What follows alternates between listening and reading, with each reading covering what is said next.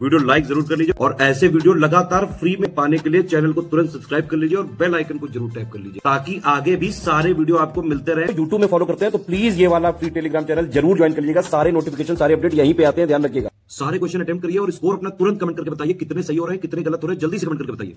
Friends, मेरा नाम है वैभव और आप लोग देख रहे हैं ऑनलाइन एग्जाम प्रिपरेशन के हमारे इस यूट्यूब चैनल को। दोस्तों, आज के इस वाले वीडियो से हम लोग स्टार्ट करेंगे लेखपाल का full length test series. 100 question रहेंगे, एग्जाम पैटर्न पर बेस्ड आपका ये पूरा टेस्ट रहेगा। तो हर एक सेक्शन को यहाँ पर कवर अप कीजिए और देखिए किस वाले सेक्शन में आपकी स्थिति कमजोर है या फिर किसमें आपको कम इंप्रूवमेंट की जरूरत है।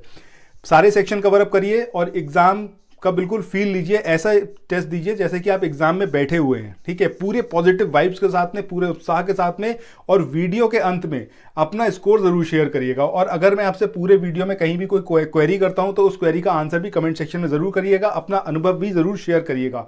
सो आइए अब स्टार्ट करते हैं अपने इस पहले टेस्ट को। तो दोस्तों, आज का जो हमारा पहला क्वेश्चन है वो है संधि और समास में डिफरेंसेस से रिलेटेड। अब यहाँ पर आपको स्टेटमेंट दे रखे हैं, कथन दिए हुए हैं, आपको बताना है कि कौन सा कथन यहाँ पर सही है। पहला यहाँ पर कथन है कि समास में 2 वर्णों का योग होता है किंतु संधि में 2 पदों का योग होता है। और आई होप कि आपको बिल्कुल पता होगा ये कि संधि में वर्णों का योग होता है और समास में पदों का योग होता है। तो इस तरीके से पहला स्टेटमेंट यहाँ पर इनकरेक्ट है। दूसरे स्टेटमेंट की बात करें कि समास में पदों के प्रत्यय समाप्त कर दिए जाते हैं, एब्सोल्युटली करेक्ट स्टेटमेंट, यही हमारा आंसर रहेगा। बाकी तीसरा और चौथे स्टेटमेंट को भी देखते हैं। यहां पर बोला गया है तीसरे वाले में कि संधि के तोड़ने को विग्रह कहते हैं और आपको पता होगा कि संधि के तोड़ने को विच्छेद कहते हैं। चौथे स्टेटमेंट की बात करें, हिंदी में संधि केवल तद्भव पदों में होती है, दिस इज ऑल्सो रॉन्ग। तो हमारा जो आंसर रहेगा वो कौन सा, सेकंड स्टेटमेंट। इसके बाद आगे मूव करते हैं। तो दोस्तों, यहां पर ये संधि और समास में जो डिफरेंसेस हैं वो यहां पर दिए हुए हैं। ठीक है, इसको आप एक बार देख सकते हैं। इसके बाद आगे मूव करें।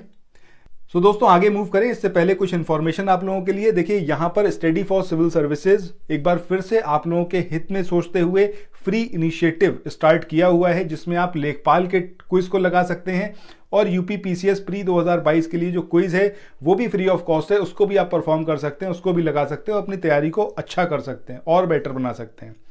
अब इसके लिए आपको सिंपली ये करना है, आप डिस्क्रिप्शन बॉक्स में जाइए, वहां पर लिंक दिया हुआ है इन दोनों ग्रुप्स का, वहां पर जाकर आप टेलीग्राम पे तुरंत इसको ज्वाइन करिए और हर दिन जो भी क्विज आती हैं उन सारी क्विज को यहां पर परफॉर्म करिए।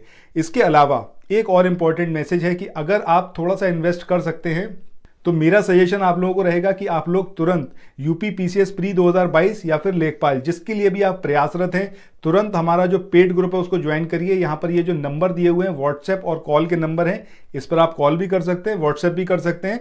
ज्ञान सर का व्हाट्सएप का नंबर भी यहाँ पर गिवन है, इस पर भी आप संपर्क कर सकते हैं इस टेस्ट सीरीज को लेने के लिए। ठीक है, इन केस कोई प्रॉब्लम है, आप नहीं कर सकते हैं, तो आप कम से कम फ्री इनिशिएटिव जरूर ज्वाइन करिए। ठीक है, सो अगले क्वेश्चन की बात करें। अगला क्वेश्चन यहां पर है, महाजन शब्द में कौन सा समास है, अव्ययी भाव समास है, द्विगु समास है, कर्मधारय है या फिर बहुव्रीहि। तो सही आंसर क्या होगा आपका, कर्मधारय समास।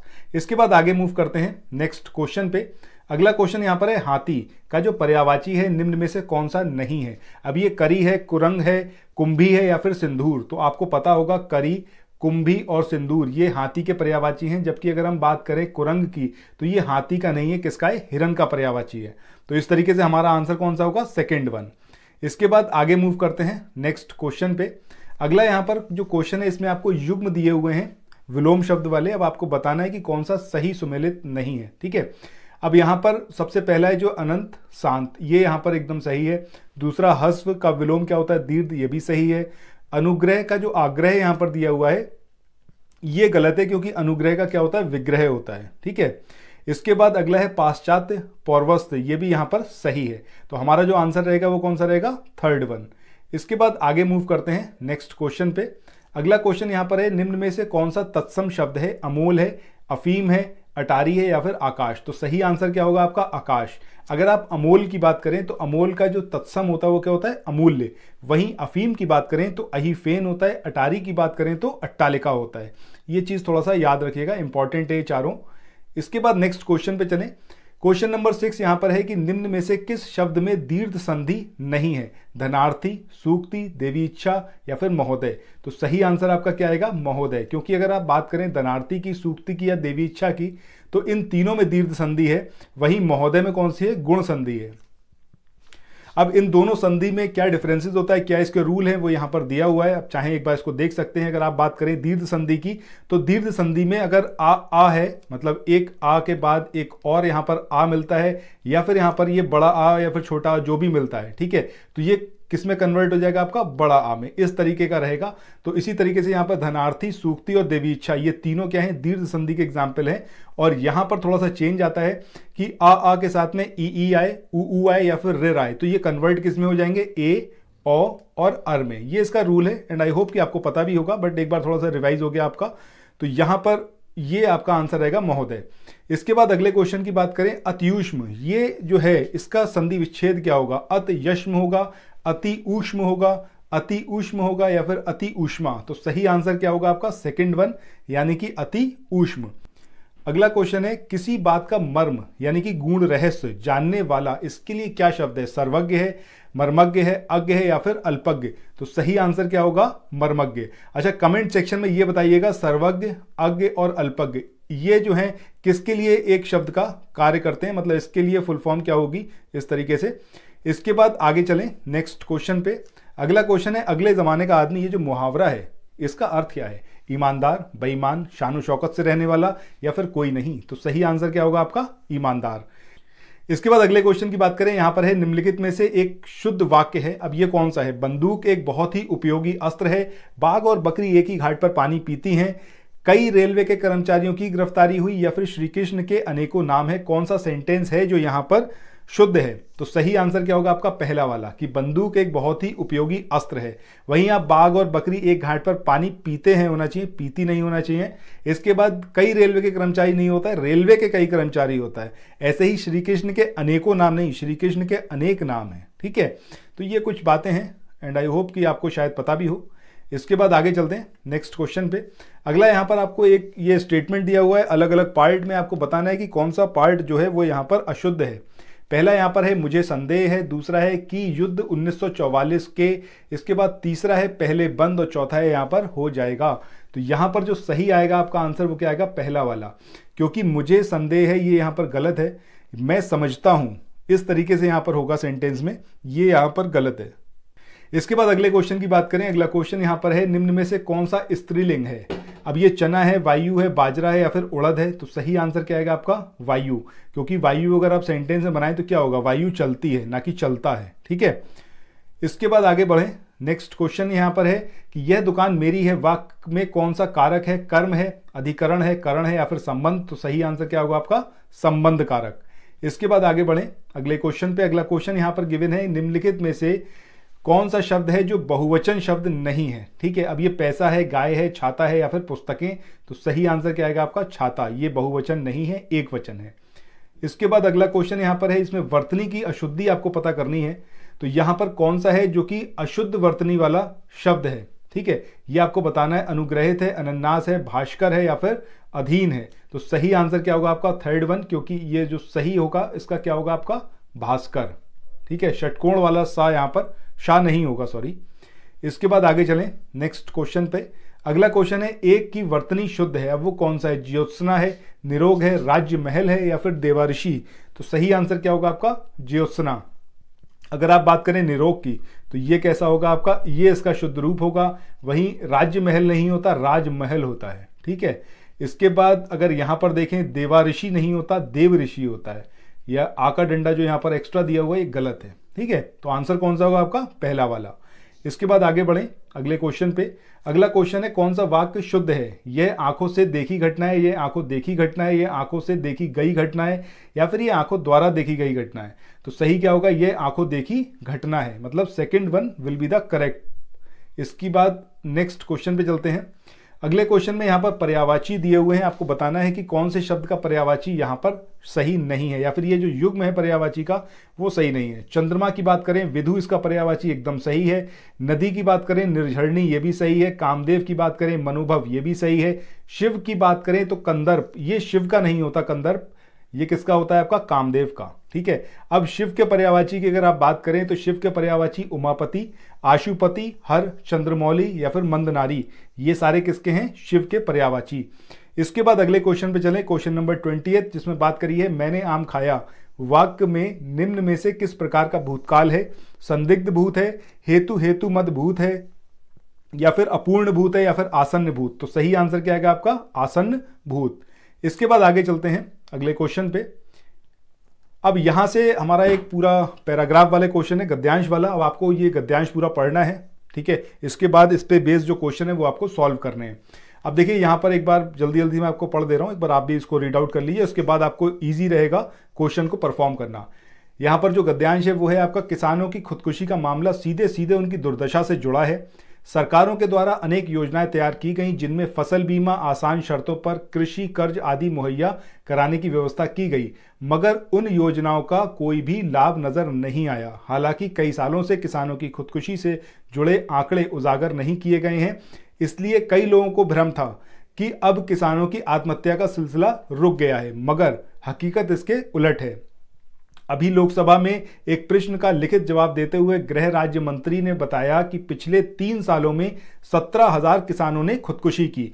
यह आंकड़ा राष्ट्रीय अपराध ब्यूरो द्वारा तैयार किया गया है। अपराध रिकॉर्ड ब्यूरो देश में दुर्घटना में होने वाली मौतों और खुदकुशी के मामलों का ब्यौरा दर्ज करता है, यानी उसने वही ब्यौरा दर्ज किए होंगे जो उसे देश के विभिन्न थानों से प्राप्त हुए होंगे। किसानों की हालत अब किसी से छिपी नहीं है। खेती किसानी चूंकि घाटे का सौदा होती गई है, इसलिए बहुत सारे किसान अब आजीविका के दूसरे साधनों की तलाश में गांव से पलायन कर रहे हैं। पूरे देश में खेतीहर मजदूरों की संख्या लगातार चिंताजनक ढंग से कम हो रही है। हालांकि केंद्र सरकार का दावा है कि वह छोटे और सीमांत किसानों की दशा सुधारने, उनकी आमदनी दुगने करने का प्रयास कर रही है, मगर स्थिति यह है कि ना तो किसानों को अपनी फसल की वाजिब कीमत मिल पा रही है और ना ही फसल बीमा जैसी योजनाओं का संतोषजनक लाभ मिल पा रहा है। तो ये हो गया हमारा गद्यांश। अब इस पे बेस यहाँ पर क्वेश्चन स्टार्ट होते हैं। पहला क्वेश्चन है कि इस गद्यांश का जो समुचित शीर्षक है वो क्या होगा? भारतीय किसान, सरकारों की विफलता, भारतीय किसान की दुर्दशा, या फिर इनमें से कोई नहीं? तो सही आंसर पूरा देखिए, गद्यांश सुनने के बाद आपको एकदम समझ में आ गया होगा, पढ़ने के बाद भी, कि ये जो है किसानों की दुर्दशा के बारे में है। तो सही आंसर क्या होगा हमारा? थर्ड वन, यानी कि भारतीय किसान की दुर्दशा। इसके बाद अगले क्वेश्चन पे चलें। अगला क्वेश्चन जो यहां पर है कि सरकार छोटे और सीमांत किसानों की आय कितने गुना करने का प्रयास कर रही है? अब देखिए ये अगर पैराग्राफ आपने ना भी पढ़ा होता तब भी रेंडमली अगर आपसे कोई पूछता तो आपको एकदम सही जो आप बताते वो क्या होता? 2 गुना। वो एक अलग बात है कि ये कभी हो नहीं पाई और आगे भी भविष्य में मुश्किल ही है, बट ठीक है, हमें तो यहां पर आंसर बताने, तो पैराग्राफ के अकॉर्डिंग क्या है? ये 2 गुना है। इसके बाद आगे चलें अगले क्वेश्चन पे कि गृह राज्य मंत्री ने लोकसभा में दिए गए जवाब में पिछले कितने सालों में 17,000 किसानों की आत्महत्या की थी ऐसा बताया। अब ये 3 साल है, 4 साल, 5 साल या फिर 2 साल? तो सही आंसर क्या आएगा आपका? 3 साल। अभी हम लोगों ने देखा है इस चीज के लिए। इसके बाद बढ़ते हैं नेक्स्ट क्वेश्चन पे। इसके बाद अगला जो हमारा क्वेश्चन है वो है, उपरोक्त में से कौन सा कथन सत्य नहीं है? किसानों की खुदकुशी का संबंध उनकी दुर्दशा से है। सरकारों के द्वारा चलाई गई योजनाओं से किसानों की खुदकुशी रुक गई है। अपराध रिकॉर्ड ब्यूरो देश में दुर्घटना में होने वाली मौतों और खुदकुशी के मामलों का ब्यौरा दर्ज करता है, या फिर किसान आजीविका के लिए दूसरे स्थानों की तलाश में गांव से पलायन कर रहे हैं? तो एकदम सही आपके दिमाग में आया होगा कि सेकंड वाला ही हमारा आंसर होगा। इसके बाद आगे बढ़ें अगले क्वेश्चन पे। सो अगला क्वेश्चन यहां पर है आपका समास के बारे में, मृग नयन। अब ये जो है इसमें कौन सा समास है? अव्ययी भाव है, कर्मधारय है, तत्पुरुष है, या फिर द्वंद्व समास? तो सही आंसर क्या आएगा आपका? कर्मधारय समास। तो आगे दोस्तों मूव करें, इससे पहले एक बार फिर से मैं आपको रिकॉल करा दूं कि भाई ये जो हमारे फ्री इनिशिएटिव है स्टडी फॉर सिविल सर्विसेज के, इसको आप तुरंत ज्वाइन करिए। अगर आपने अभी तक नहीं कराए, वीडियो को 1 सेकंड के लिए रोकिए और पहले इन ग्रुप्स को ज्वाइन करिए, ठीक है। अब यहां पर अगर आप लेखपाल की तैयारी कर रहे हैं या यूपी पीसीएस की, इन ग्रुप को ज्वाइन करके यहां पर जो क्विज आ रही है उसको परफॉर्म करिए। देखिए आप कहां पर स्टैंड कर रहे हैं, कितने क्वेश्चंस आपको आते हैं, नहीं आते हैं तो रिपीटेडली जब आप उसको परफॉर्म करेंगे तो आपको वो ऑटोमेटिकली आ जाएगा। फिर जब एग्जाम में बैठोगे आप तो ऐसा होगा नहीं कि आपको ना पता हो, इसलिए मैं इस चीज पे स्ट्रेस कर रहा हूं। और अगर आप थोड़ा बहुत इन्वेस्ट कर सकते हैं अपनी स्टडी में और आपके पास है वो सुविधा कि आप कर सकते हैं, तो आप जरूर हमारे इस पेड ग्रुप को ज्वाइन करिए, यहां पर बहुत आपको हेल्प होगी, ठीक है। सो ये 2 चीजें हैं जो आपको जरूर करनी चाहिए, ऐसा मुझे लगता है। बाकी इट्स अप टू यू कि आप क्या करना चाहते हैं। अब चलते हैं अपने अगले सेक्शन पे। ये जो आपका सेक्शन है ये आपका जनरल नॉलेज का है, तो इसमें आप क्वेश्चंस को परफॉर्म करिए, बताइए कितने आपके क्वेश्चंस यहाँ पर सही हुए हैं। कमेंट सेक्शन में बताइएगा, सेक्शन वाइज भी बताइएगा कितने कितने क्वेश्चन आपके सही रहे। पहला यहाँ पर क्वेश्चन है, हाल ही में किसे असम राज्य का सर्वोच्च नागरिक पुरस्कार असम वैभव मिला? ये मुकेश अंबानी है, सौरभ गांगुली है, रतन टाटा है या फिर अनीता अंबानी? तो सही आंसर क्या होगा आपका? रतन टाटा। इसके बाद अगला क्वेश्चन है, हाल ही में किस बैंक ने भारत का पहला मेटल डेबिट कार्ड इसको जारी करा? IDFC first bank, state bank of India, Kotak Mahindra bank या फिर आईसीआईसीआई? तो सही आंसर क्या आएगा आपका? फर्स्ट वन, यानी कि आईडीएफसी फर्स्ट बैंक। इसने इंडिया का पहला मेटल डेबिट कार्ड इसको लॉन्च किया। इसके बाद आगे चलते हैं क्वेश्चन नंबर 28 पे। इसमें हाल ही में किसे 57वां ज्ञानपीठ पुरस्कार दिया गया? अब ये अरविंद मेहता है, जेके देवगन है, विष्णुनाथ शर्मा है या फिर दामोदर मौजे? तो सही आंसर क्या आएगा आपका? दामोदर मौजे। इनको दिया गया 57वां ज्ञानपीठ पुरस्कार। कमेंट सेक्शन में आप लोग बताइएगा कि इनके किस कृति के लिए इनको इस पुरस्कार से नवाजा गया। इसके बाद आगे बढ़ते हैं। अगला क्वेश्चन जो है हमारा, जिसमें बात करी गई है, किस टीम ने हाल ही में डेविस कप 2021 का खिताब जीता? रूस है, सर्बिया है, ऑस्ट्रेलिया है या फिर क्रोएशिया? तो सही आंसर क्या आएगा आपका? रशिया। इसने डेविस कप 2021 का खिताब जीता। इसके बाद नेक्स्ट क्वेश्चन की बात करें, यहां पर बात करी गई है, हाल ही में जर्मनी के नए चांसलर किसको बनाया गया? अब ये एडम चार्ल्स हैं, ओलाफ स्कोल्स हैं, मैक्स डायमंड है या फिर युवा दस्कास्त्वे हैं? तो सही आंसर क्या होगा आपका? सेकंड वन, यानी कि ओलाफ स्कोल्स। ये इसका सही आंसर रहेगा। इसके बाद आगे चलें। नेक्स्ट क्वेश्चन है हमारा, निम्नलिखित में से किसमें स्त्री को पुरुष की अर्धांगिनी कहा गया है? यानी कि in which of the following is a women called a men's अर्धांगिनी? ये विष्णु पुराण में बोला गया, ऋग्वेद में, शतपथ ब्राह्मण या फिर अथर्ववेद? तो सही आंसर क्या होगा आपका? शतपथ ब्राह्मण। इसके बाद अगले क्वेश्चन पे चलते हैं। अगला क्वेश्चन यहां पर आपको एक तरफ अभिलेख दे रखे हैं, दूसरी तरफ उससे रिलेटेड शासक। आपको बताना है कि कौन सा है जो सुमेलित नहीं है। पहला हाथी गुंफा अभिलेख, ये खारवेल से है। नासिक अभिलेख समुद्रगुप्ता से। देवपाड़ा अभिलेख विजय सेन से या फिर मंदसौर अभिलेख यशोवर्मन? तो सही आंसर क्या होगा आपका? नासिक अभिलेख, क्योंकि ये आपका समुद्रगुप्त से रिलेटेड नहीं है, ये है आपका गौतमी बलश्री से रिलेटेड। और जो समुद्रगुप्त से रिलेटेड है वो कौन सा है आपका? प्रयाग स्तंभलेख। याद रखिएगा, अगर ना पता हो, पहले से पता है, वेल एंड गुड।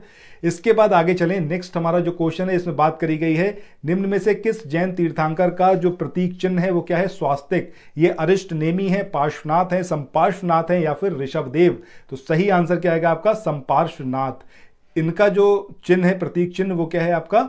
स्वास्तिक। इसके अलावा ऋषभदेव की बात करें, सांड इनका है। पार्श्वनाथ की बात करें तो इनका सर्प है। और अरिष्ट नेमी का क्या है? शंख है। इसके बाद आगे चलते हैं अपने नेक्स्ट क्वेश्चन पे। अगला जो यहां पर क्वेश्चन है, ये है आपका ब्रिटिश कालीन सार्जेंट आयोग। इसका जो संबंध है ये किससे है? शिक्षा के विकास से, अकाल आयोग से, आर्थिक मुद्दों से या फिर बेरोजगारी से? तो ये जो है आपका किससे रिलेटेड है? शिक्षा के विकास से। इसके बाद नेक्स्ट क्वेश्चन पे चलते हैं। अगला क्वेश्चन यहां पर है, कांग्रेस के जिस अधिवेशन में पहली बार जनगण मन गाया गया उसकी अध्यक्षता निम्न में से किसने की थी?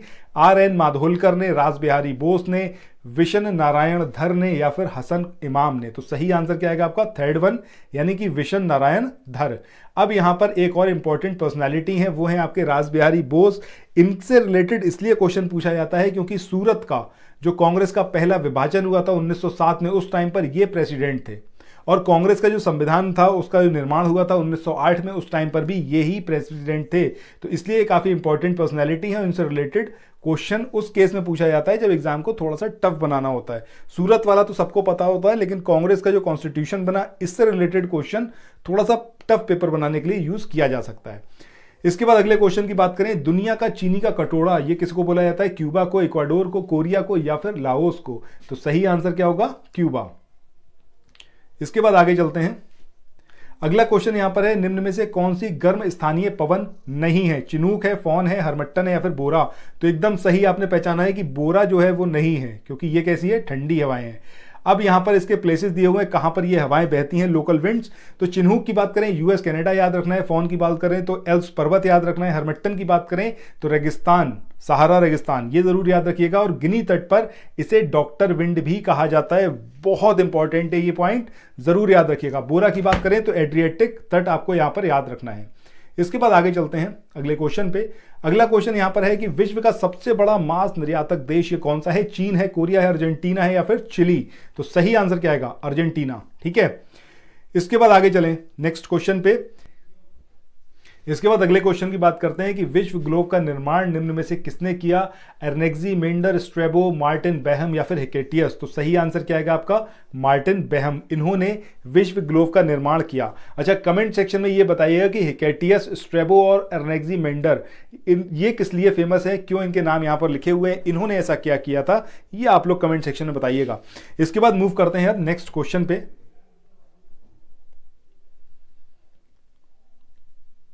अगले क्वेश्चन की बात करें, यहां पर बात करी गई है निम्न में से किस वर्ष राष्ट्रीय ग्रामीण रोजगार गारंटी कार्यक्रम शुरू किया गया? 2004 में, 2005, 2006 या फिर 2007? तो ये आपको एकदम पता होगा कि 2006 जो है ये यहां पर इसका सही आंसर होगा। देखिए, एक्ट की बात नहीं हो रही है, यहां पर बात हो रही है कब इसको शुरू किया गया। ठीक है, तो याद रखिएगा 2006। इसके बाद चलें अगले क्वेश्चन पे। निम्न में से किस अनुच्छेद के तहत राष्ट्रपति को क्षमा दान करने का अधिकार दिया गया है? अब ये अनुच्छेद 70 है, 71 है, 72 है या फिर 73? तो सही आंसर क्या होगा आपका? थर्ड वन, यानी कि आर्टिकल 72। इसके बाद आगे चले, अगला क्वेश्चन है पहले वित्त आयोग के जो अध्यक्ष थे इनका नाम क्या था? के संथानम, केसी नियोगी, ए के चंद्रा या फिर केसी पंत? तो सही आंसर क्या होगा? सेकंड वन, यानी कि केसी नियोगी। इसके बाद आगे चलें अगले क्वेश्चन पे। अगला क्वेश्चन यहां पर है राज्यपाल को शपथ निम्न में से कौन दिलाता है? सर्वोच्च न्यायालय के मुख्य न्यायाधीश, राज्य उच्च न्यायालय के मुख्य न्यायाधीश या फिर राष्ट्रपति या फिर उपराष्ट्रपति? तो सही आंसर क्या आएगा आपका? Chief justice of state high court. इसके बाद आगे बढ़ें अगले क्वेश्चन पे। अगला क्वेश्चन जो यहां पर गिवन है वो है आपका निम्न में से किसने रडार का आविष्कार किया? Carlton Maggi, Robert Watson, Samuel Colt या फिर अलेक्जेंडर फ्लेमिंग? तो सही आंसर क्या आएगा आपका? Robert Watson. बाकी इन तीनों लोगों ने क्या किया था, क्यों इनके नाम यहां पर हैं, कमेंट सेक्शन में आप लोगों से मैं चाहता हूं कि आप लोग बताएं। ठीक है, ये देखते हैं कौन बताता है।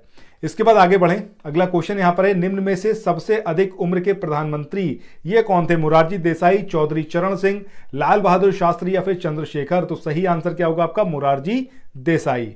इसके बाद आगे चलें, इसके बाद अगले क्वेश्चन की बात करें, यहां पर है निम्नलिखित में से कौन सा सुमेलित नहीं है?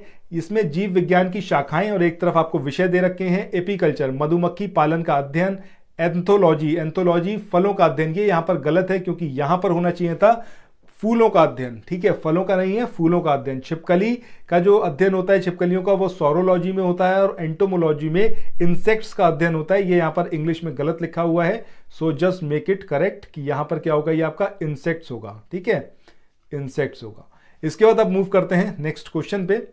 अगला जो यहां पर क्वेश्चन है इसमें बात करी गई है निम्न में से कौन सा युग्म जो है वो गलत है? एक तरफ आपको ग्लैंडियर जूस दे रखे हैं और दूसरी तरफ आपको एंजाइम दे रखे हैं। अगर सलाइवा की बात करें यानी कि लार की बात करें तो टाइलिन एकदम सही है। जठर रस की बात करें तो रेनिन, ये भी यहां पर सही है। अग्नाशय रस में जो इरिप्सिन यहां पर दिया हुआ है ये गलत है। ठीक है, आंतरीय रस यानी कि इंटेस्टाइनल जूस की बात करें तो ये जो लाइपेज दिया है ये भी यहां पर करेक्ट है। बट आपका आंसर कौन सा होगा? जो युग्म गलत है यानी कि अग्नाशय रस, इरेप्सिन, ये यहां पर आपका आंसर रहेगा। ठीक है, अब यहां पर कौन कौन से एंजाइम अग्नाशय रस में पाए जाते हैं? तो इसमें आपका ट्रिप्सिन है, एमाइलेज है और लाइपेज, इन तीनों को याद रखिएगा। इसके बाद 48 नंबर के क्वेश्चन की बात करें कि दुनिया का सबसे बड़ा द्वीप निम्न में से कौन सा है? अंडमान निकोबार है, ग्रीनलैंड है, आइसलैंड है या फिर मेडागास्कर है? तो सही आंसर क्या होगा आपका? ग्रीनलैंड। ये दुनिया का सबसे बड़ा आइलैंड है ग्रीनलैंड। इसके बाद आगे चलें नेक्स्ट क्वेश्चन पे। तो ये है आपका सर्वोदय दिवस, ये कब मनाया जाता है? 25 जनवरी, 30 जनवरी, 23 जनवरी या फिर 27 जनवरी? तो सही आंसर क्या आएगा आपका? 30 जनवरी को मनाया जाता है सर्वोदय दिवस। इसके बाद आज का जो हमारा जीएस का आखिरी क्वेश्चन है वो है आपका वर्ल्ड वाइड वेब यानी कि WWW, इसका जो आविष्कार किया वो किसने किया? टिम बर्नर्स-ली ने करा, चार्ल्स बाबेज, वॉन न्यूमैन या फिर डिस्कॉस्वे? तो सही आंसर क्या आएगा आपका? पहला वाला यानी कि टिम बर्नर्स-ली, इन्होंने इसका आविष्कार किया था।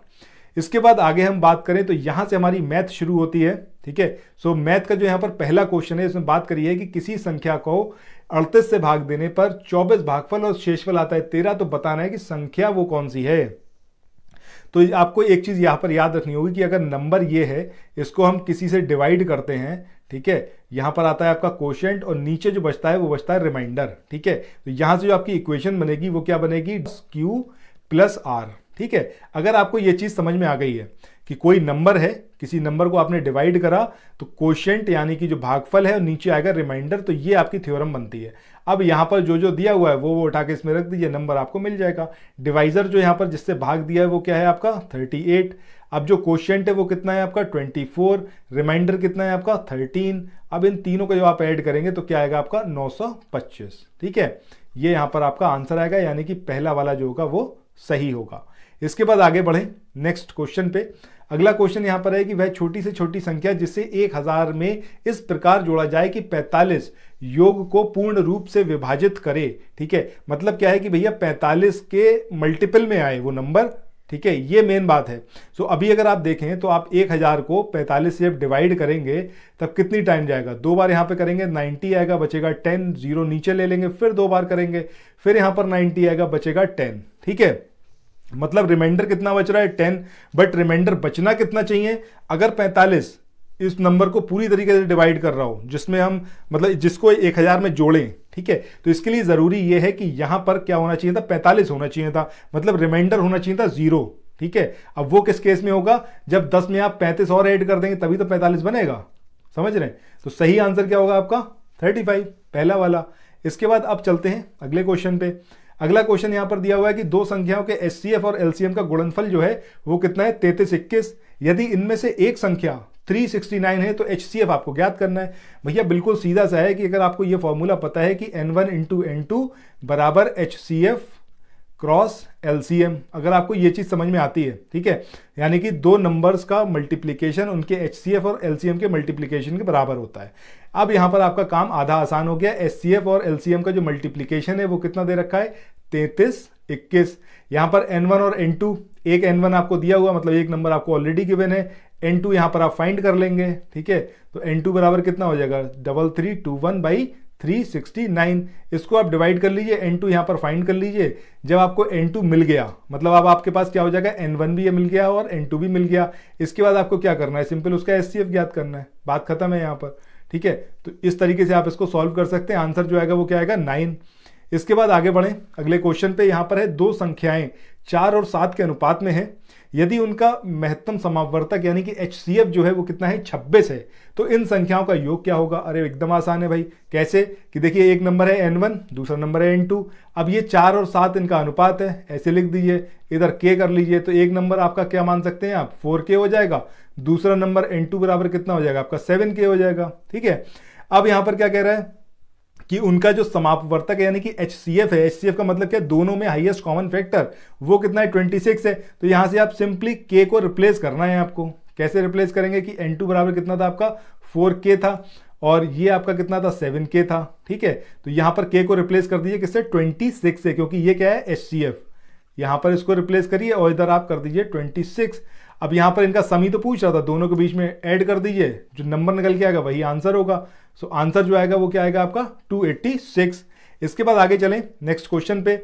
अगला क्वेश्चन यहां पर क्या दिया हुआ है कि यदि 120 को x% कम करने से वही परिणाम आता है जो 40 को x% बढ़ाने से। पहली लाइन पे चलते हैं, यहीं से स्टार्ट करते हैं।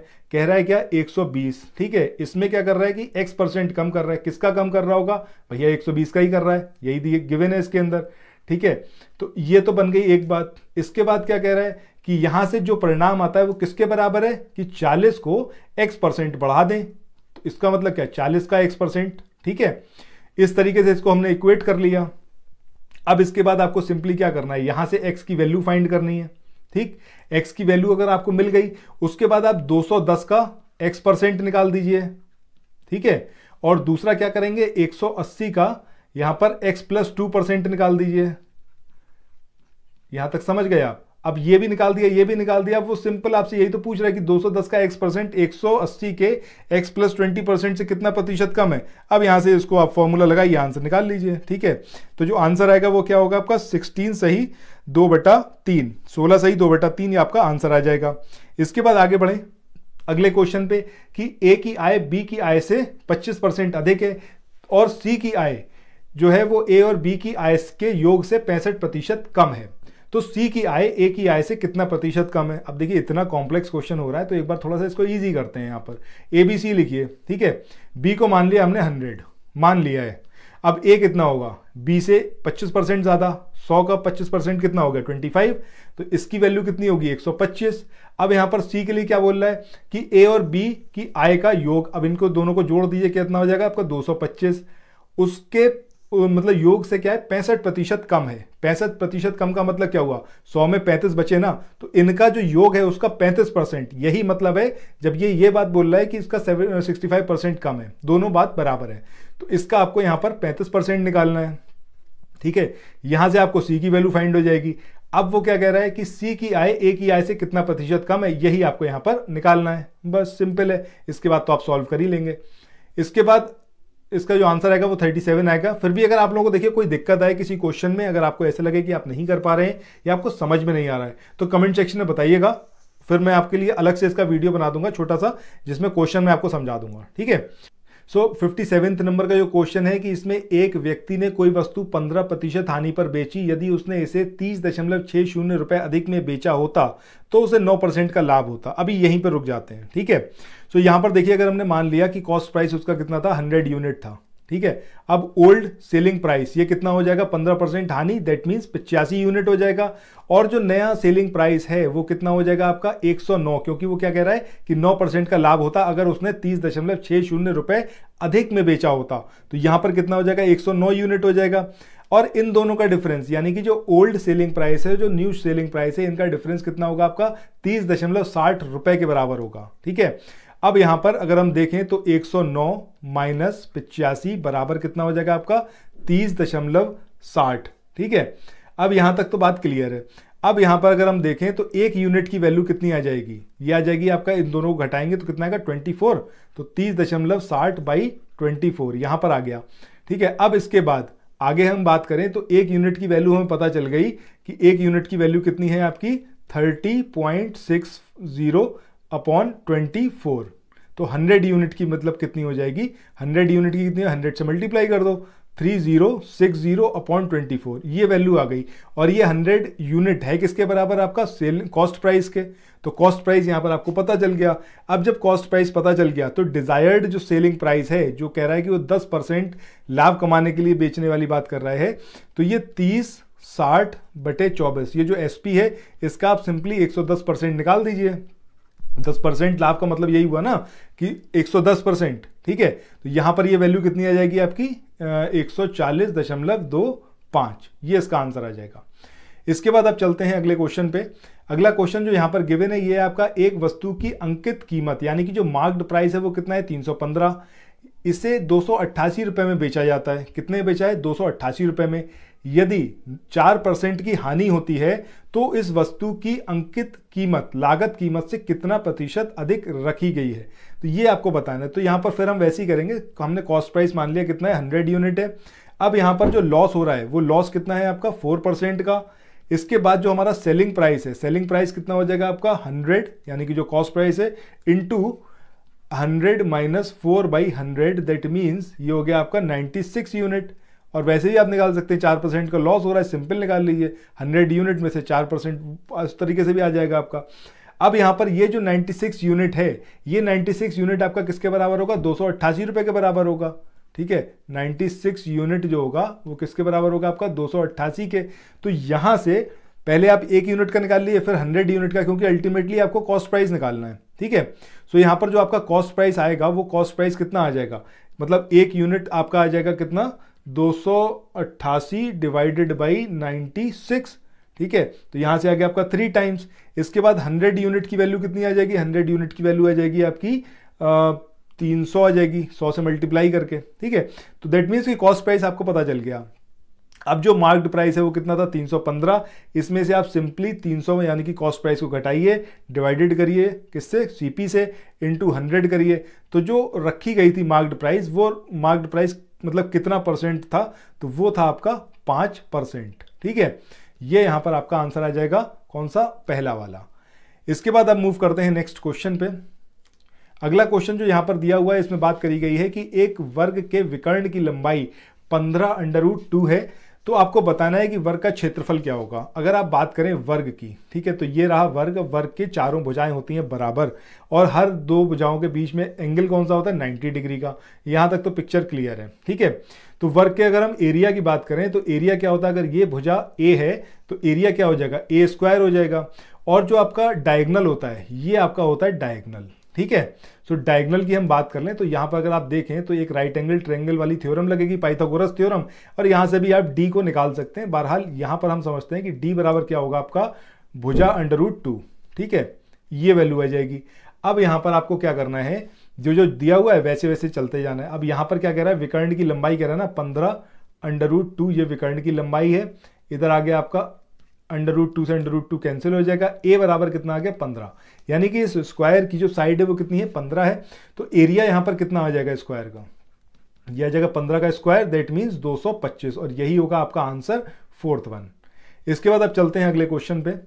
अगला क्वेश्चन जो यहाँ पर गिवन है वो है एक आयत की लंबाई और चौड़ाई कितनी है, 3 और 2 का उसमें रेशियो है, मतलब एक रेक्टेंगल। अच्छा, रेक्टेंगल भी समझ लीजिए, अगर आपको किसी को ऐसा है ना पता हो तो रेक्टेंगल में भी एंगल्स के बीच में जो एंगल होता है, सॉरी साइड्स के बीच में जो एंगल होते हैं वो कितना होता है 90 डिग्री होता है। बट यहाँ पर आमने सामने की जो भुजाएं होती हैं ये बराबर होती हैं, चारों भुजाएं बराबर नहीं होती, ठीक है। मतलब इसको अगर हमने लेंथ मान लिया, इसको हमने ब्रेथ मान लिया, लंबाई और चौड़ाई मान लिया, तो जो एरिया निकल के आएगा वो कितना हो जाएगा L क्रॉस B, और जो पेरीमीटर होगा यानी कि परिमाप ये कितना होगा 2 टाइम्स L प्लस B, ठीक है। यहां तक पिक्चर क्लियर हो गई। अब यहां पर क्या कह रहा है कि लंबाई और चौड़ाई जो है वो 3 और 2 का रेशियो है, दैट मीन्स कि लंबाई कितनी हो जाएगी 3, और जो चौड़ाई है वो कितनी हो जाएगी 2, अगर मतलब इसको K मान लीजिए, 3K और 2K मान लीजिए, ये आ गया, ठीक है। अब यहां पर क्या कह रहा है, उसका जो परिमाप है वो कितना है 20 है। अब इस वाली इक्वेशन में आप सिंपल रखिए, पेरीमीटर कितना है 20, इधर आ गया 2, L की जगह रख दीजिए 3K, B की जगह रख दीजिए 2K, तो यहां पर कितना हो जाएगा आपका 2 से काटेंगे कितना हो जाएगा 10, और इधर कितना हो जाएगा आपका 5K, तो K की वैल्यू कितनी आ जाएगी 2, ठीक है। K पता करने का मतलब क्या है कि अब आपको लेंथ पता चल गई कि लेंथ कितनी है आपकी 6 है, और ब्रेथ कितनी है, K की वैल्यू पुट कर दीजिए 4 आ जाएगी। अब यहां पर क्या निकालना था एरिया, तो एरिया वाले फॉर्मूले में रख दीजिए। एरिया वाला फॉर्मूला क्या है, लंबाई गुणा चौड़ाई, दैट मीन्स 6 गुणा 4 बराबर कितना हो गया 24, तो सही आंसर क्या होगा आपका पहला वाला। इसके बाद हम मूव करते हैं नेक्स्ट क्वेश्चन पे। अगला क्वेश्चन यहां पर है, दो त्रिभुजों के आधार का जो अनुपात है वो कितना है x/y, और उनके क्षेत्रफलों का अनुपात कितना है a/b। तो आपको बताना है कि जो संगत ऊंचाइयां हैं उनका अनुपात क्या होगा। तो अगर आप बात करें कि अगर ये ट्रायंगल है तो ट्रायंगल का जो एरिया होता है वो कितना होता है हाफ बेस इंटू हाइट, यानी कि आधार गुणा ऊंचाई, ठीक है। अब यहां पर क्या बात कर रहा है, दो त्रिभुज की बात कर रहा है, तो एक हो गया a1 और इसका हो जाएगा 1/2 b1 और h1, दूसरा हो गया आपका a2, यहां पर कितना हो जाएगा 1/2, इधर हो जाएगा b2 h2, ठीक है। अब यहां पर बोला क्या उसने कि संगत ऊंचाई यानी कि h1 और h2 इसका रेशियो आपको बताना है। तो यहां पर आप सिंपल देख लें, अगर हम इस तरीके से इसको लिख लेते हैं, सपोज 1 मिनट रुकिए, इसको हम इसी तरीके से करते हैं वरना थोड़ा कंफ्यूजन हो सकता है आपको। a1/a2 करते हैं, ठीक है, half b1 h1 upon half b2 h2, ठीक है। ये तो ये कैंसिल हो गए यहाँ पर। अब यहाँ पर जो जो गिवन है वो रख दीजिए। a1 और a2 की वैल्यू यहाँ पर यानी कि क्षेत्रफल का अनुपात कितना दे रखा है a/b, और इधर जो आपका अनुपात दिया हुआ है आधार का जो बेस है इसका अनुपात कितना है x/y, इधर कितना है आपका h1 और h2, इसी का आपको रेशियो निकालना है, ठीक है। तो ये इधर चला जाएगा, ये इधर आ जाएगा, तो इस तरीके से क्या हो गया ay/bx बराबर क्या हो गया आपका h1 और h2, तो इनका जो रेशियो आ गया वो कितना हो गया ay/bx, ठीक है। तो ay/bx यानी कि second one will be the correct answer. इसके बाद अब चलते हैं अगले क्वेश्चन पे। अगला क्वेश्चन यहां पर है समद्विबाहु, जैसा इसका नाम है समद्विबाहु यानी कि भैया दो भुजाएं इसकी बराबर हैं। अब यहां पर कह रहा है कि उसकी जो ऊंचाई है वो कितनी है 10 सेंटीमीटर, यहां पर ये भुजा नहीं होगा, ठीक है। और जो ऊंचाई जो आधार है वो कितना है 10 सेंटीमीटर, और जो ऊंचाई है वो कितनी है 12 सेंटीमीटर, यानी कि एक ये हो गया हमारा समद्विबाहु। तो अब समझ लीजिए कि ये वाला और ये वाला जो साइड है वो क्या है इक्वल है, और ये रहा इसका बेस और ये रही इसकी हाइट, ठीक है। अब यहां पर क्या क्या दिया हुआ है, यहां पर क्या कह रहा है कि जो आधार है वो कितना है 10 है, ये हो गया आधार, और जो हाइट है वो कितनी है 12 है। तो हाइट तो देखिए हर केस में सेम रहेगी, बट अगर इस वाले ट्रायंगल की अगर हम बात कर रहे हैं तो इस वाले ट्रायंगल में एक भुजा हमें हाइट मिल गई। अब यहां पर जो ये नीचे हमने परपेंडिकुलर गिराया है ये बेस को आधे में डिवाइड करेगा, मतलब 5 होगा ये और 5 होगा ये, टोटल 10 है ना, ठीक है। अब इस वाले ट्रायंगल्स की अगर हम बात करें तो यहां पर आपको इसकी हाइट पता है, आपको बेस पता है, हाइपोटेन्यूज पता करना है, पाइथागोरस थ्योरम लगानी है, यानी कि अब आपको क्या करना है ये वाली लेंथ निकालनी है, ठीक है। पाइथागोरस थ्योरम के अकॉर्डिंग अगर इसको हम L मान लेते हैं तो L इक्वल टू कितना हो जाएगा अंडर रूट, जो ये है आपका h हमने माना है h² plus B square, B इसको मान लीजिए ये बी है, ठीक है। अब दोनों की यहां पर वैल्यू पुट कर दी है। एच की वैल्यू अगर आप 12 रखेंगे तो 12 का जो स्क्वायर होगा वो कितना हो जाएगा 144, और ऐसे ही अगर बी का आप स्क्वायर करेंगे, बी कितना है 5 है, तो कितना हो जाएगा 25, तो यहां पर ये अंडर रूट में कितना हो गया 169। अब इस तरीके से अगर एल की वैल्यू देखेंगे तो कितना आ जाएगा 13, और यही आपका सही आंसर होगा। इसके बाद आप चलते हैं अगले क्वेश्चन पे। अगला क्वेश्चन यहां पर दिया हुआ है, सम चतुर्भुज का जो परिमाप है वो कितना है 40 मीटर। सम चतुर्भुज का मतलब क्या होगा, एक रोम्बस, ठीक है। अब रोम्बस के बारे में कुछ इंपॉर्टेंट पॉइंट्स हैं, जरूर याद रखिएगा, थोड़ा सा यहां पर कंफ्यूजन होता है रोम्बस के केस में। एंगल्स के मेन डिफरेंस होता है। अगर आप बात करें वर्ग की तो उसमें चारों जो कोण होते हैं वो कितने होते हैं 90 डिग्री के, बट इसमें क्या होता है, दो होते हैं एक्यूट एंगल और दो होते हैं ऑब्ट्यूज एंगल, ठीक है। मतलब दो होते हैं न्यून कोण और दो होते हैं अधिक कोण, आमने सामने वाले। ये होता है रोम्बस। चारों भुजाएं इसकी होंगी बराबर, ठीक है। अब यहां पर इसने परिमाप दिया हुआ है कितना, ये अगर ए मान लेते हैं तो ये भी ए होगी, ये भी ए होगी और ये भी ए होगी। जो परिमाप है यानी कि जो पेरीमीटर है वो कितना है 40 है।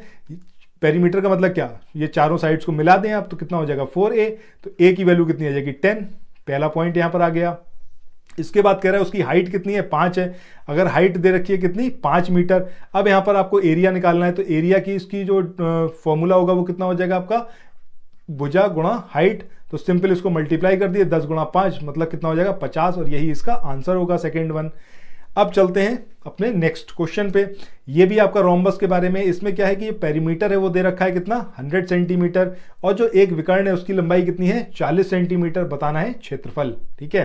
तो ये रहा आपका एक रोम्बस। अब परिमाप का मतलब कितना हो गया आपका चारों भुजाओं का योग, दैट मीन्स 4a बराबर कितना हो गया 100, तो a बराबर कितना हो जाएगा 25। तो ये आपको साइड पता चल गई। अब यहां पर अगर हम हाइट की बात करते हैं तो ये हो गई इसकी हाइट, ठीक है। और जो विकर्ण है, विकर्ण टोटल कितना दे रखा है, ये पूरा ही तो विकर्ण होगा ना।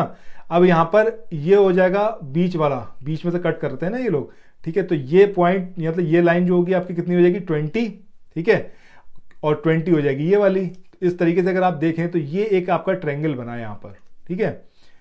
अब ये बना एक ट्रायंगल जिसमें एक आया आपका 20, और जो भुजा यहां पर दे रखी है वो कितनी है 25। आपको ये चीज फाइंड आउट करनी है। इसको हमने x मान लिया, तो x इस तरीके से ले लिए 25, पाइथागोरस थ्योरम लगा रहे हैं ना। एक्स स्क्वायर मतलब 25 का स्क्वायर बराबर कितना हो जाएगा 20 का स्क्वायर प्लस एक्स स्क्वायर। अब यहां से ये कितना हो जाएगा आपका 625, इधर आ गया आपका 400, और ये हो गया आपका एक्स स्क्वायर। इस तरीके से इसको इधर लेके आए, घटाया तो कितना बचेगा आपका 225 बराबर कितना हो जाएगा एक्स स्क्वायर। सो एक्स की वैल्यू कितनी आ गई आपकी 15, 15 का स्क्वायर हुआ ना 225, तो 15 यहां पर आ गई।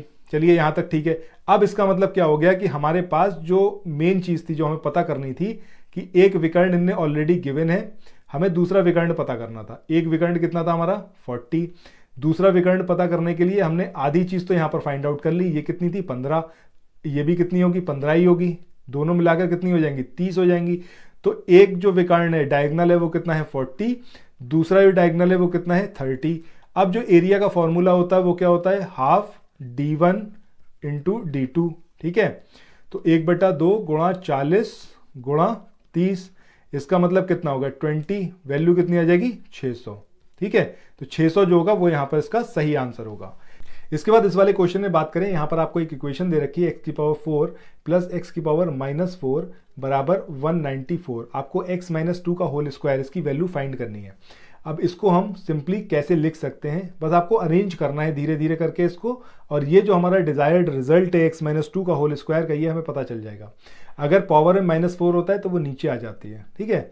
इक्वल टू कितना हो जाएगा आपका 194। अब यहां पर क्या करना है आपको, अगर आपने a + b का होल स्क्वायर का फॉर्मूला पढ़ा हुआ है तो आपको चीजें ये समझ में आ जाएंगी बहुत ईजिली। नहीं पढ़ा है तो अभी पढ़ लीजिए, ठीक है। तो ये आपका होता है फॉर्मूला। अब यहां पर अगर मैं रिप्लेस कर दूं a और b की वैल्यू को x स्क्वायर से और 1/x स्क्वायर से, तो इधर कितना हो जाएगा आपका x square plus 1/x square plus 2x square into 1/x square, ठीक है। यहां पर x स्क्वायर कैंसिल हो जाएगा। दैट मीन्स कि यहां पर जो वैल्यू आएगी, ठीक है, सॉरी यहां पर पावर कितनी आ जाएगी 4 आएगी ना, स्क्वायर का स्क्वायर है, तो यहां पर क्या उतना हो जाएगा आपका x की पावर 4 प्लस 1/x की पावर 4 प्लस 2। ये जो एक्स्ट्रा 2 एड अप हो रहा है ये हमारे लिए प्रॉब्लमेटिक हो सकता है। तो हमने क्या करा कि दोनों साइड में, लेफ्ट हैंड साइड और राइट हैंड साइड में इसको ऐड कर लिया। तो x की पावर 4 प्लस 1 अपॉन एक्स की पावर 4 प्लस 2 यहाँ पर ऐड करा और प्लस 2 हमने इधर साइड में भी ऐड कर लिया।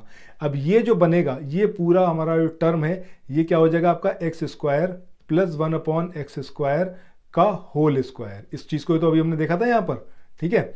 इक्वल टू कितना हो जाएगा, ये दोनों एड अप हो गए, कितना हो गया 196। 196 का मतलब क्या होता है आपका 14 का स्क्वायर। दैट मीन्स कि यहाँ पर x square plus 1 upon x square की वैल्यू कितनी आ जाएगी आपकी 14, ठीक है।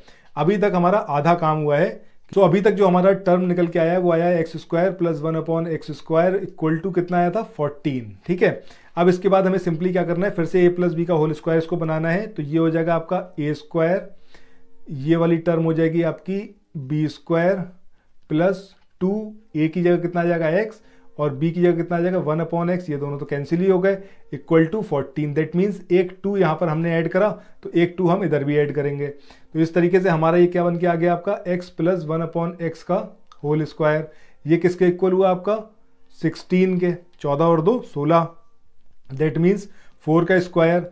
अब यहाँ पर जो वैल्यू आ गई x प्लस 1 अपॉन एक्स की, अगर दोनों साइड में स्क्वायर है तो वो हट जाएंगे। तो x plus 1 upon x equal to कितना आ जाएगा आपका ये 4 आ जाएगा, ठीक है। अब यहाँ पर आप क्या करेंगे कि इसको क्रॉस मल्टीप्लिकेशन कर, मतलब x से पूरे इक्वेशन की मल्टीप्लाई कर दीजिए, ठीक है। तो कितना हो जाएगा एक्स स्क्वायर और यहाँ पर जब x की मल्टीप्लाई करेंगे तो x से x कैंसिल हो जाएंगे, बचेगा 1, इधर कितना हो जाएगा आपका 4x, ठीक है। मतलब अब जो हमारी फाइनल इक्वेशन अभी तक निकल के आई है जिसमें क्या है आपका एक्स स्क्वायर है प्लस 1 है इक्वल टू क्या है 4x है, ठीक है। अब यहाँ पर सिंपली आपको क्या करना है कि एक्स स्क्वायर इस 4x को इधर लेके आए, माइनस का 4x और इक्वल टू माइनस का 1। ये जो वैल्यू यहाँ पर निकल के आई है, अगर आपने फॉर्मूला पढ़ा है a माइनस बी का होल स्क्वायर, तो ये क्या होता है आपका a square plus B square minus 2ab, ठीक है। यहाँ पर a की जगह x रखिए, b की जगह रखिए 1। अब देखिए यहाँ पर कितना हो जाएगा आपका x माइनस, सॉरी यहाँ पर कितना रखना पड़ेगा 4 है ना, तो यहाँ पर रखना पड़ेगा b की जगह 2, ठीक है। तो यहाँ पर आपका क्या निकल के आ जाएगी equation x square plus 4 minus 2x और इधर कितना हो जाएगा आपका 2, ठीक है। तो 2 और 2 कितना हो जाएगा 4। That means x square minus 4x plus 4, ये पूरी टर्म आएगी। अब यहाँ पर एक्स स्क्वायर माइनस 4x हमें ऑलरेडी है हमारे पास में, हमारे पास नहीं था तो वो क्या था 4 नहीं था, तो हमने दोनों साइड में फिर से वही काम करा कि 4 को हमने यहाँ पर ऐड कर लिया, ठीक है, दोनों साइड में प्लस का 4। अब ये जो पूरी टर्म बनी क्या बन गई आपकी x माइनस 2 का होल स्क्वायर और इधर कितना हो जाएगा आपका ये प्लस का 3, और यही हमारा हो जाएगा आंसर, क्योंकि आपको x माइनस 2 का होल स्क्वायर निकालना था, तो ये आ गया आंसर आपका 3। इसके बाद अब मूव करते हैं नेक्स्ट क्वेश्चन पे। अगला यहाँ पर क्वेश्चन दे रखा है कि आपको x की वैल्यू दे रखी है a plus 1 upon A, Y की value a minus 1 upon A. इसके बाद आपको x की पावर 4 y की power 4 minus 2x square Y square इसकी वैल्यू निकालनी है। ये आप लोगों पे मैं छोड़ रहा हूँ, अगर ना आपको आए तो कमेंट सेक्शन में आप पूछिएगा, आंसर इसका आएगा 4। इसके बाद आगे चलते हैं अगले क्वेश्चन पे। अच्छा, यहाँ पर क्या है, ये आपका जो बारंबारता वाले क्वेश्चन है उससे रिलेटेड है, बहुत इंपॉर्टेंट है। आपका जो माध्यिका होती है, मध्यमान होता है या फिर जो मोड होता है, ठीक है, बहुलक, उस सबसे रिलेटेड है। तो यहाँ पर आपको अंक का एक रेंज दे रखा है 9 से 11, 11 से 13। यहाँ पर छात्रों की संख्या दी हुई है, आपको बताना है प्रति छात्र माध्य अंक कितना होगा, ठीक है, ये आपको यहाँ पर निकालना है। तो ऐसा कभी भी आपको मिले कि एक रेंज दे रखी है नंबर की, दोनों नंबर को ऐड करिए, डिवाइडेड बाई 2 करिए, ठीक है। तो यहाँ पर कितना हो जाएगा 11 और 9 20 हो जाएगा, 20 बाई 2 कितना हो जाएगा आपका, यहाँ पर जो निकल के आएगा 20 बाई 2 हो जाएगा आपका 10। यहाँ पर ऐसी एक वैल्यू निकल के आएगी, इन दोनों वैल्यूज की आप यहाँ पर मल्टीप्लाई करिए, तो मल्टीप्लाई करके क्या हो जाएगा 60। यहाँ तक सेम काम करिए, सबको ऐड कर दीजिए, समीशन निकाल दीजिए यहाँ पर। ऐसे ही यहाँ पर जो आएगा इस सबको आप ऐड करके मतलब ऐड कर लीजिए, ठीक है। इसके बाद ये जो वैल्यू रहेगी, इस वैल्यू को इस वाली वैल्यू से यहाँ पर डिवाइड कर दीजिए, ठीक है। अब जब डिवाइड करेंगे वो जो निकल के आएगा वही होगा आपका प्रति छात्र माध्य अंक। आई होप कि आपको मेरी बात समझ में आई होगी। एक बार आप ट्राई करिएगा, जो आंसर आएगा वो कितना होगा 13.5। सो अब बात करते हैं अपने अगले क्वेश्चन की। ये 68 नंबर का क्वेश्चन है, ये भी आपका बारंबारता के ऊपर ही है। अब इसमें आपको एक तरफ उम्र दे रखी है, दूसरी तरफ बच्चों की संख्या दे रखी है। आपको जो मीन है और जो मोड है, यानी कि जो माध्य और जो बहुलक है, इसमें डिफरेंस बताना है।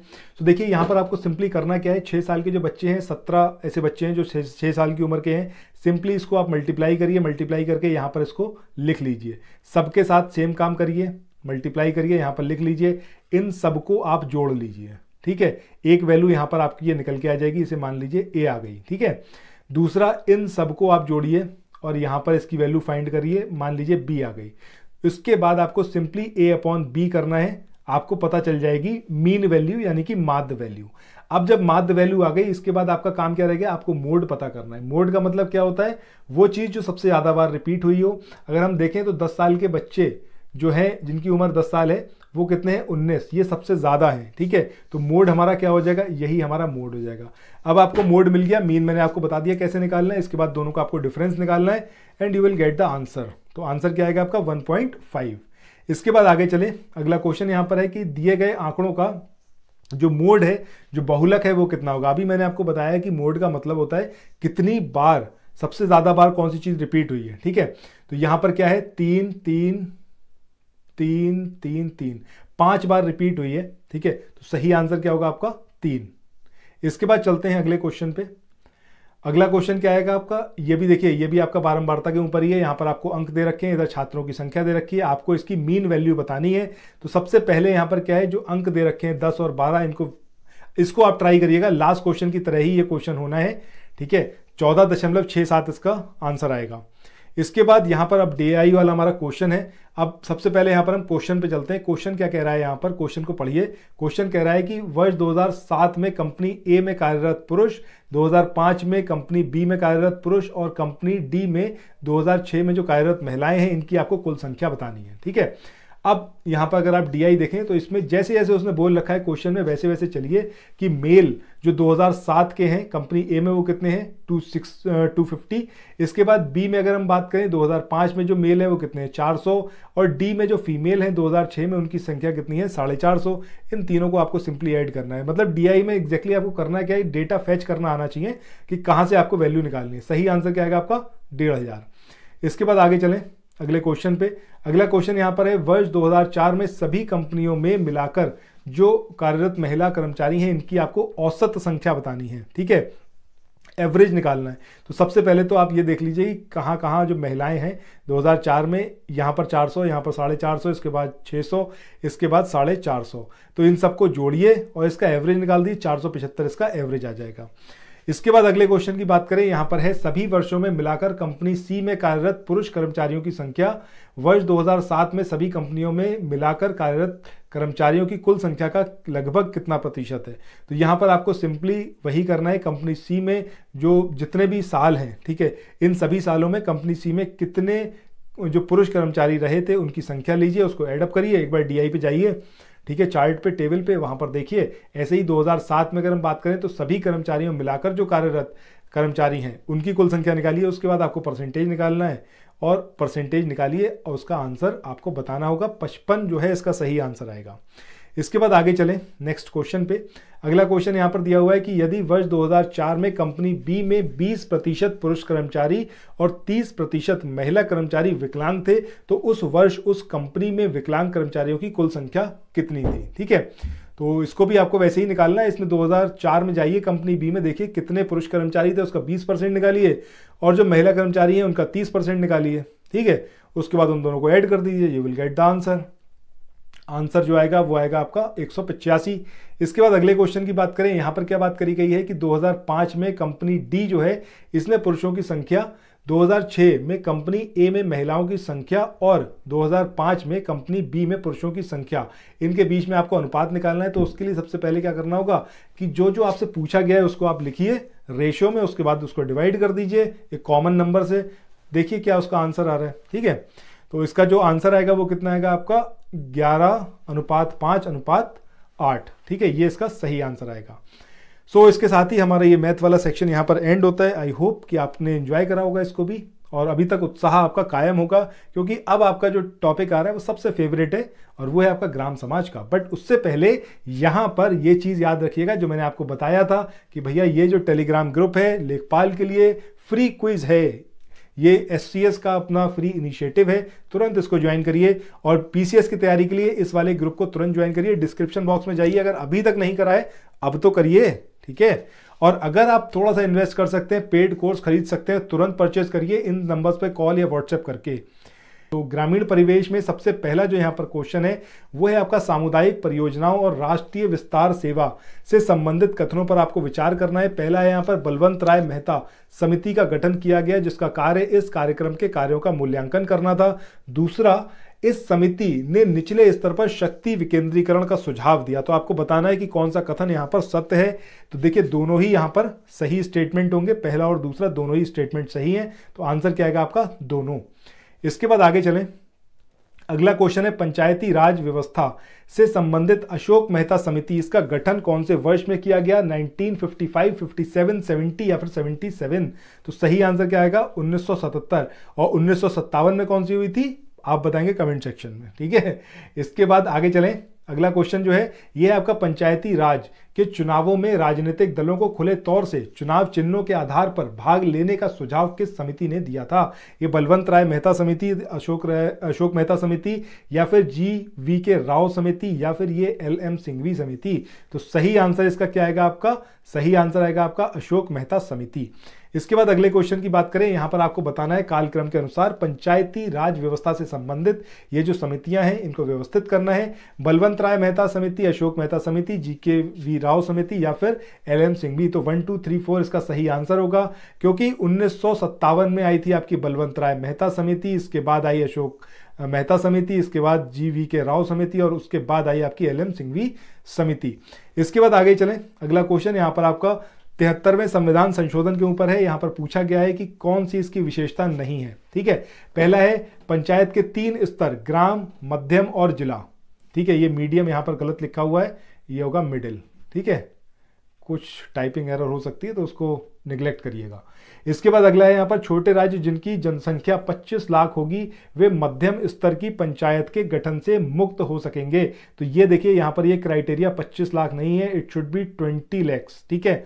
तो यही हमारा सही आंसर होगा कि कौन सी यहाँ पर विशेषता नहीं है वो आपको बताना था। तो सेकंड वाला यहाँ पर ये इनकरेक्ट दिया हुआ है, यहाँ पर ये 20 लाख होना चाहिए, ठीक है।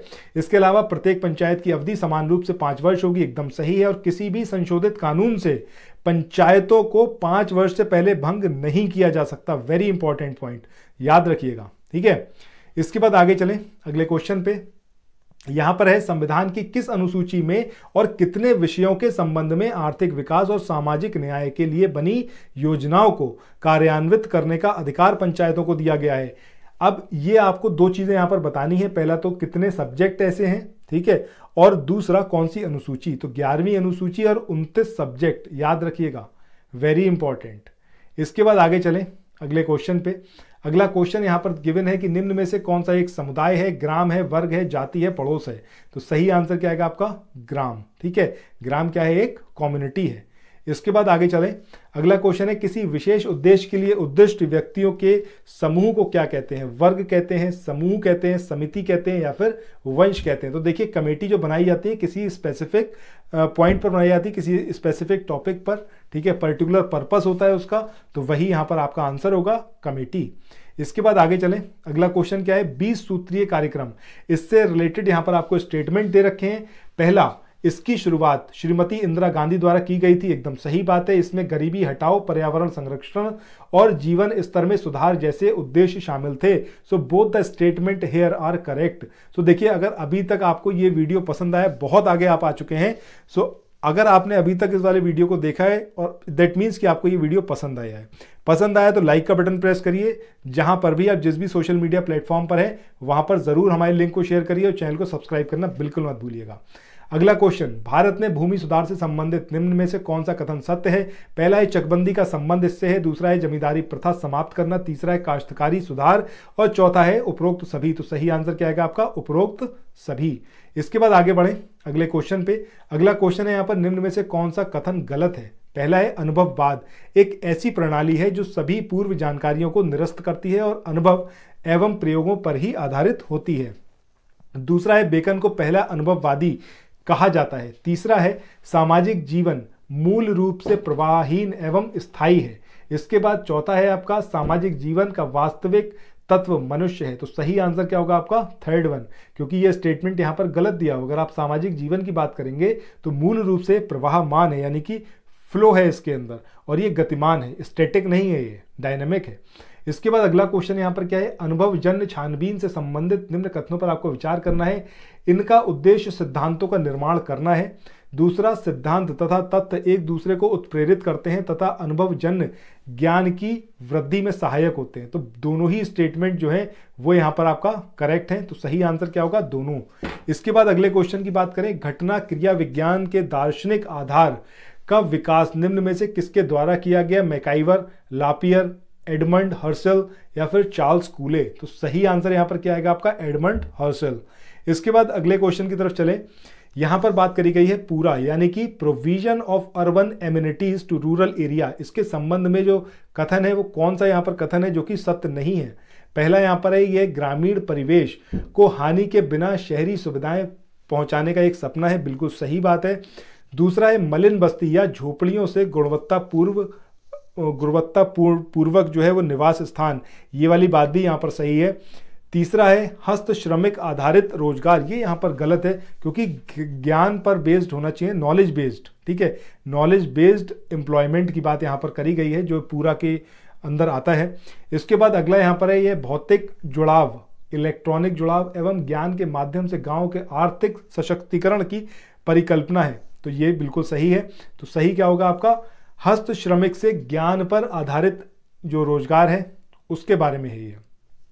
इसके बाद अगला है, भारतीय समाज को कैसा माना जाता है, कृषक समाज, जनजातीय, शहरी समाज या फिर ये सभी। तो सही आंसर क्या है आपका, फार्मर सोसाइटी या फिर जो कृषक समाज है ये माना जाता है भारतीय समाज को। इसके बाद अगले क्वेश्चन की बात करते हैं। अगला क्वेश्चन है, किसने कहा कि समाज एक अधिजैविक व्यवस्था है, यानी कि who has said that society is a biological system. ये एडमंड चार्ल्स ने बोला, हर्बर्ट स्पेंसर ने बोला, ऑर्गनबर्ग ने बोला या फिर मैकाइवर ने। तो सही आंसर क्या आएगा आपका, हर्बर्ट स्पेंसर। इसके बाद आगे चलते हैं अगले क्वेश्चन पे।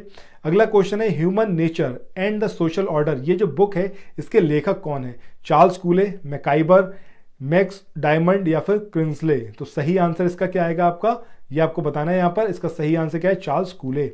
इसके बाद अगला क्वेश्चन, राष्ट्रीय कृषि विकास योजना किस पंचवर्षीय योजना के अंतर्गत प्रारंभ की गई, 7वीं, 9वीं, 11वीं या फिर दूसरी। तो सही आंसर क्या आएगा आपका, 11वीं पंचवर्षीय योजना।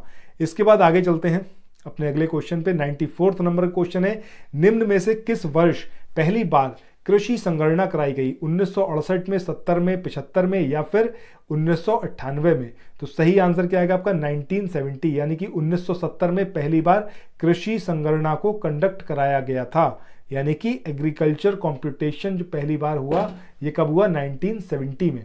इसके बाद क्वेश्चन नंबर 95, जमींदारी उन्मूलन कार्यक्रम की शुरुआत ये कौन से राज्य से हुई, बिहार, राजस्थान, उत्तर प्रदेश या फिर मध्य प्रदेश। तो सही आंसर क्या आएगा आपका, यूपी, यानी कि उत्तर प्रदेश। इसके बाद अगले क्वेश्चन की तरफ चलते हैं, भूमि सुधार किसके अंतर्गत आने वाला विषय है, केंद्रीय राज्य सूची या फिर समवर्ती सूची या इनमें से कोई नहीं। तो सही आंसर क्या आएगा आपका, स्टेट लिस्ट, इसमें आता है आपका भूमि सुधार। इसके बाद अगला क्वेश्चन यहाँ पर है, खतौनी, खतौनी में लेखपाल परिवर्तन करता है कौन सी इंक से। यहाँ पर ये लाइट नहीं है, इट शुड बी इंक, ठीक है। ये आपका लाल रोशनाई है, नीली है, काली है या फिर हरी है। तो सही आंसर क्या होगा आपका, लाल रोशनाई, यानी कि जो रेड इंक है। इसके बाद आगे बढ़े अगले क्वेश्चन पे। क्वेश्चन नंबर 98 पर आ चुके हैं। यहाँ पर बात करी गई है, एक कंटूर और रिज लाइन के कटान का जो कोण होता है वो 45 डिग्री होता है, 90 डिग्री, 135 या फिर 75। तो सही आंसर क्या आएगा आपका, 90 डिग्री। इसके बाद आगे चलें, क्वेश्चन नंबर 99, यहां पर बात करी गई है, निम्न में से किस राजस्व अनुभाग में राजस्व परिषद से संबंधित कार्य किए जाते हैं, अनुभाग 5, 6, 7 या फिर 8। तो सही आंसर जो आएगा वो क्या आएगा आपका, अनुभाग 6। इसके बाद अगला क्वेश्चन यानी कि 100 नंबर का, इसमें बात करी गई है उत्तर प्रदेश आत्मनिर्भर कृषक समन्वित योजना के संबंध में जो दिए गए कथन है इसमें से कौन सा सही नहीं है। पहला है, इस योजना का लाभ उत्तर प्रदेश व उत्तराखंड के निवासी ले सकते हैं। दूसरा है, आवेदक के पास स्वयं की जमीन होनी चाहिए। तीसरा है, 2021-22 से 2031-32 तक परियोजना के क्रियान्वयन का कुल समेकित व्यय 1220.92 करोड़ रुपया संभावित है। इसके बाद इसके तहत प्रत्येक विकासखंड में अगले 3 वर्षों में 1475 किसान उत्पादक संगठन यानी कि एफपीओ बनाए जाएंगे। तो सही आंसर कौन सा होगा, कौन सा स्टेटमेंट है जो गलत है, वो है आपका पहला वाला, क्योंकि ये उत्तराखंड वगैरह कोई नहीं है, ये सिर्फ उत्तर प्रदेश के निवासी ही इसमें लाभ ले सकते हैं। सो दोस्तों, इसके साथ ही ये वाला हमारा वीडियो यहीं पर एंड होता है। आई होप कि आप लोगों को ये वीडियो अच्छा लगा होगा, और अगर ऐसा है तो भैया कमेंट सेक्शन में ज़रूर बताइएगा, लाइक का बटन ज़रूर प्रेस करिएगा और इस वाले लिंक को ज़्यादा से ज़्यादा शेयर करिए। अब आपको ऐसे ही फुल लेंथ टेस्ट सीरीज देखने को मिलेंगे ऑनलाइन एग्जाम प्रिपरेशन के इस यूट्यूब प्लेटफॉर्म पर। जाते जाते एक बार फिर से आपसे बोलूँगा कि ये फ्री इनिशिएटिव का लिंक अपनी स्क्रीन पर देख रहे हैं, तुरंत ज्वाइन करिए उसको, ठीक है। और जो ऑनलाइन एग्जाम प्रिपरेशन का जो हमारा टेलीग्राम ग्रुप है उसको भी ज्वाइन करिए और इन दोनों को भी ज्वाइन करिए, ठीक है। और अगर कर सकते हैं पेड ग्रुप ज्वाइन तो पेड ग्रुप भी आप ज्वाइन करिए, बहुत अच्छा रहेगा, ये आपकी तैयारी में और वृद्धि होगी, मतलब और एनहांस होगी आपकी प्रिपरेशन। सो इसके साथ ही इस वाले वीडियो को यहीं पर एंड करते हैं, फिर मिलते हैं नेक्स्ट वीडियो में। Till then thank you so much, have a nice day, bye bye.